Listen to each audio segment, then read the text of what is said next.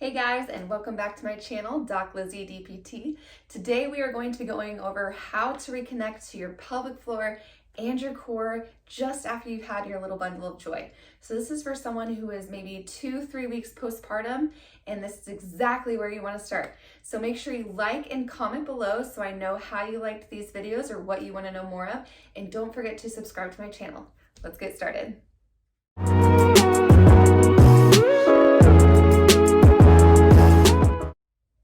So the first thing we need to talk about today is what is your pelvic floor and how do you connect that to your core? So just a few anatomy lessons for you. The first thing is with your pelvic floor, you have kind of 4 different sections. So you can think of the front part, the back part, and your 2 sit bones. So there's 4 parts to it.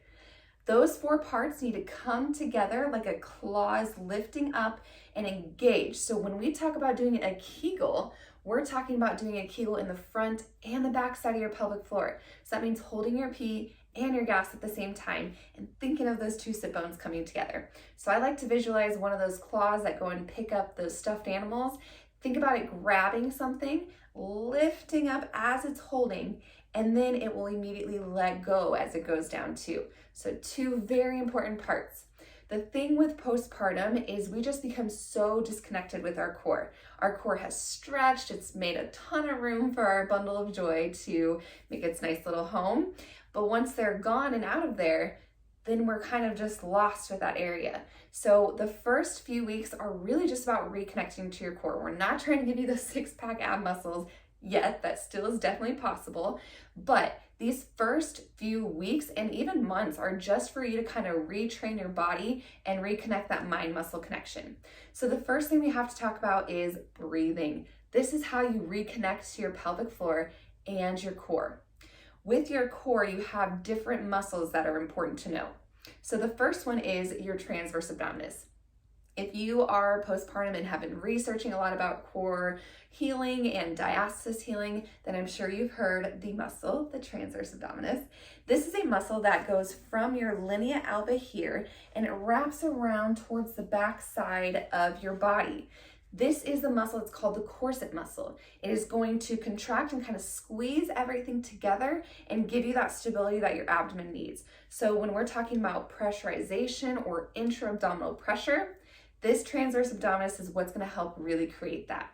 So using your pelvic floor and diaphragmatic breathing, you can really engage that transverse abdominis a lot better. So I'm going to walk you through how to do diaphragmatic breathing and engage your pelvic floor and your deep core in order to give you that proper core healing and diastasis healing that you want.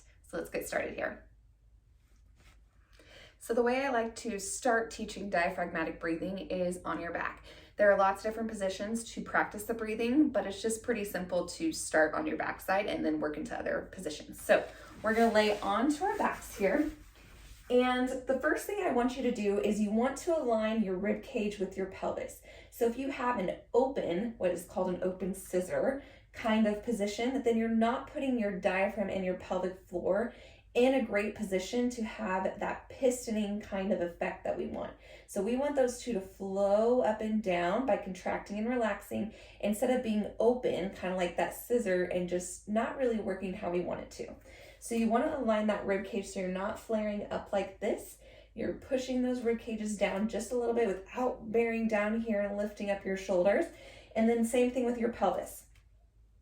Tilting back here without coming into this severe posterior pelvic tilt. So nice and easy, find that neutral for you and kind of see if your low back is towards the floor, which you do want it to be kind of pressed into the floor, just not dramatically like this.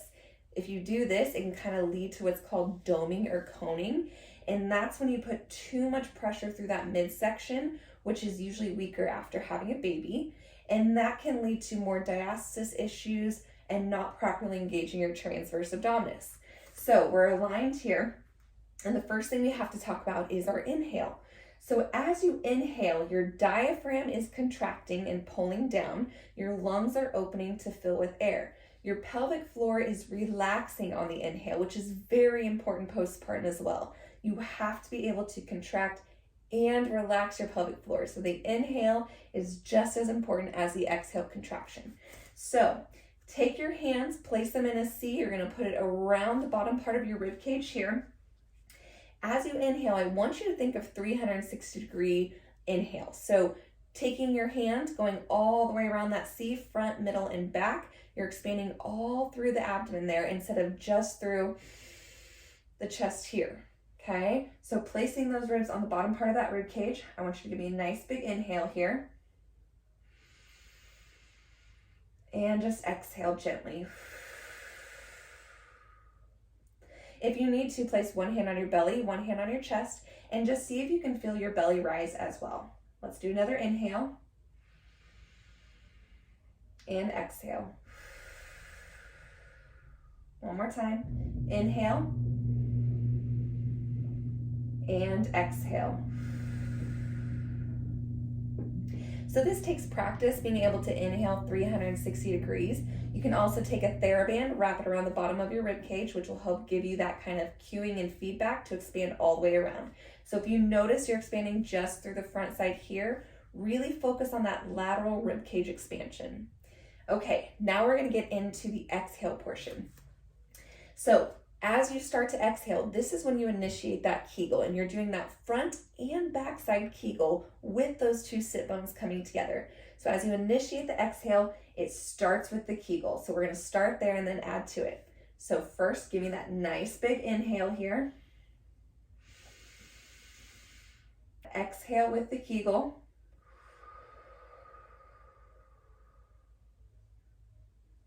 Good. Now that you've initiated with the Kegel, which definitely takes practice, so don't be frustrated if you're not getting this all in one. Take this video and go through it a few times and just practice. So we have our Kegel. Now the next step is you want to think about your two hip bones here coming together. So we're thinking about activating that transverse abdominis. So a couple of cues are hip bones together and then belly button to spine. So not that you're sucking up and in belly button to spine, but just keeping those rib cages down and just pushing that belly button back towards your spine. So we're going to do Kegel, then hip bones together, then belly button to spine, and then zipping it up like a corset. Okay, we're going to start with an inhale here. Exhale, Kegel first, then hip bones, then belly button to spine, then to rib cage.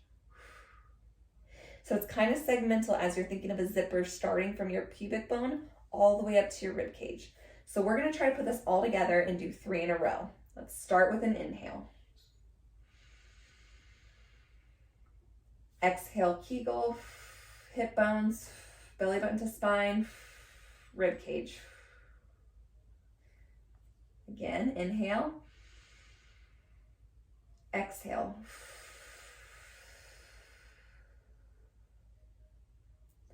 One more time, inhale and exhale.